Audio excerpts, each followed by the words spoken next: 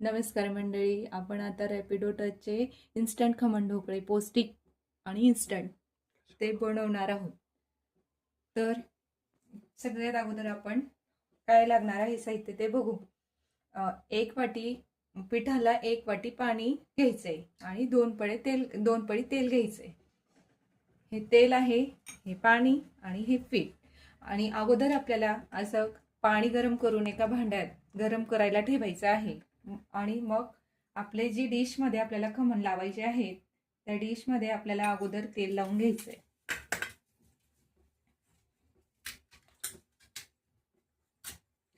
तेल लावून ही डिश अशी साईडला राहू द्यायची. सगळ्यात अगोदर आपण जेवढं पीठ घ्यायचं आहे तेवढंच पाणी घ्यायचं.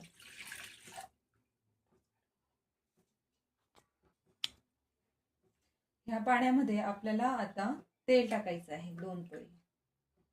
त्यानंतर थोडीशी चिमटीभर हळद टाकायची आहे. हे थोडं ढवळून मग त्यामध्ये आपल्याला रॅपिडो टचचं इन्स्टंट पीठ घालायचं आहे.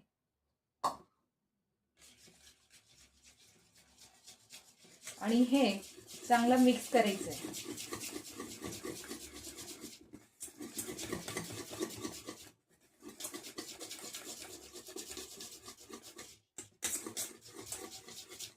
चांगलं मिक्स झाल्यानंतर आपण जी प्लेट तयार केली होती त्या प्लेटमध्ये हे आपल्याला ओतायचं आहे.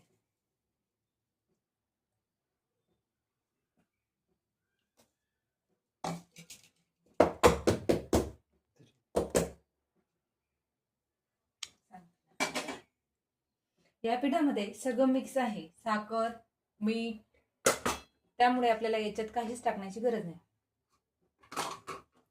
याला आता मीडियम फ्लेमवर जवळजवळ 10 ते 15 मिनिटं वाफू द्यायचंय.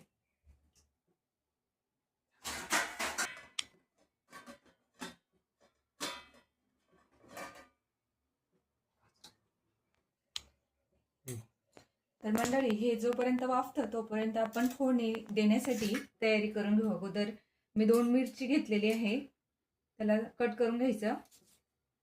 तुम्हाला हवे तसे साईजमध्ये कट करून घ्या.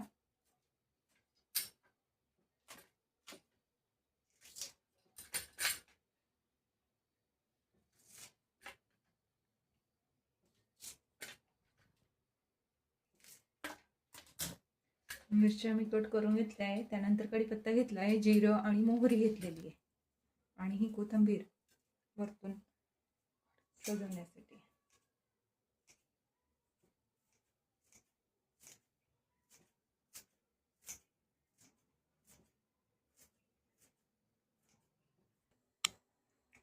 चला, तर मग आता आपण 10 ते 15 मिनिटं याला झालेले आहेत. तर चेक करू आपला ढोकळा व्यवस्थित शिजला का नाही.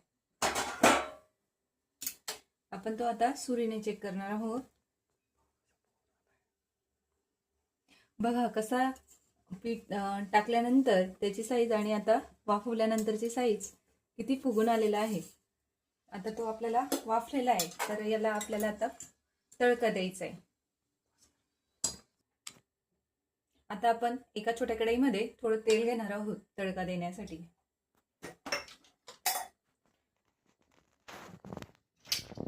तडका देण्यासाठी आपण घेतलेल्या अगोदर टाकायची आहे तेल. चांगलं तापल्यानंतर मोहरी टाकायची.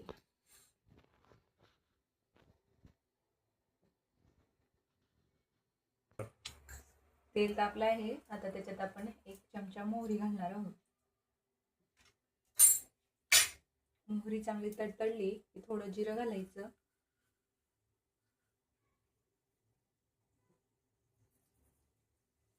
त्यानंतर कढीपत्ता घालायचा, मिरच्या घालायच्या,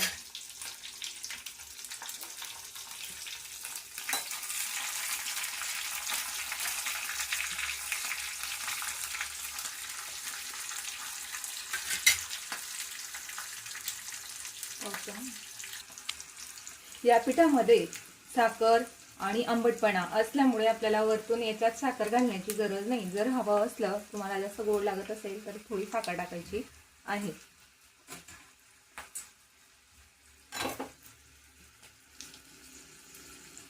अशा पद्धतीने आपल्याला तडका द्यायचा आहे.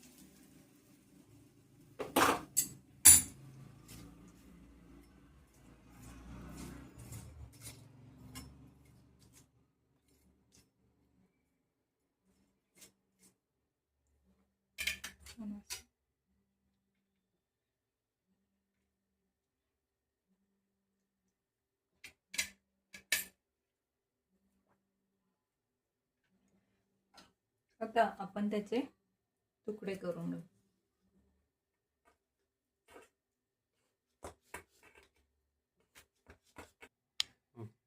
हे बघा, तर आता आपण फोडणी दिली, त्याच्यानंतर त्याचे तुकडे केले. आता आपला हलका फुलका असा पौष्टिक ढोकळा, इन्स्टंट ढोकळा तयार झालेला आहे. बघा स्पंज किती छान पडलेला आहे.